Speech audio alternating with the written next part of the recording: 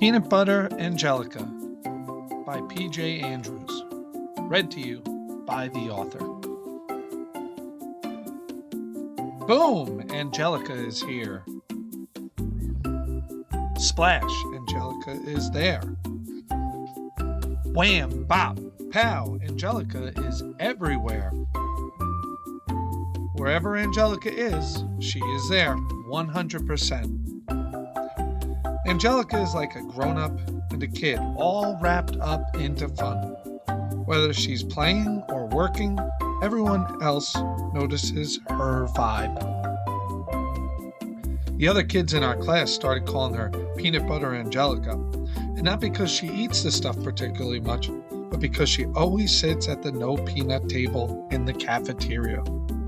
Here's the thing though, she's not even the one allergic to the creamy treat. Nope, it's because she loves sitting with her bestest, dearest friend, Charles. How do I know? Because that's me. I'm Charles. Kind Charles, actually. Well, Charles Kind, technically. But my friend Angelica took to calling me Kind Charles in that teachery way. You know, like during attendance time, just to make us laugh. But this isn't a story about me.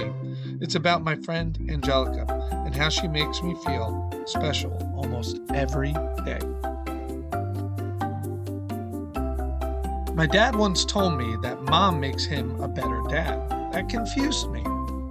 How can a mom make a better dad?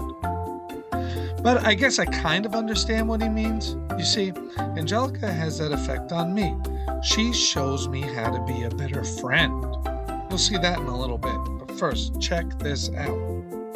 After a long day of school and homework, here she is with her sister, cleaning up her room. She says putting stuff off gives me a stress headache, whatever that means. And just last week, she gave her scooter to Caitlin down the street, just because Caitlin had mentioned she could never afford one of those popular ones. Angelica's mom was so impressed with her thoughtfulness that she promised her a brand new one when the time was right. But the most impressive thing about Angelica is not that she's perfect. Far from it, actually. It's that she's never too scared to try something new. She fails all the time at stuff, but it doesn't seem to bother her. My mom calls this a growth mindset and says failure and success are next door neighbors. I'm not sure about any of that, but whoa, it is cool when someone isn't scared to try stuff. I don't like to try many things. I get too embarrassed. I'm shy and nervous about messing even the simplest stuff up. Like this one dark and early morning, I was in such a rush that I put my shoes on all wrong. Sometimes kids act mean to me because I guess I can be awkward or clumsy at sports, but on this day, I knew exactly why they were acting mean. Angelica figured it out eventually, too. Of course, she comforted me and then offered an extra nightlight from her basement so it wouldn't happen again. I wish I could say and do all the right things like Angelica. Later that day, I started wondering, why wasn't Angelica ever embarrassed to sit at my no peanut table? There were hardly any kids there, and I know I wouldn't choose it if I didn't have to. Tired of all my wondering, I decided on a way to get an answer to my question. I tried more games at recess, talked to more kids in my classes, and did my best not to let the littlest things bother me. Wow, it had been quite a couple of days. Few losses, but way more wins.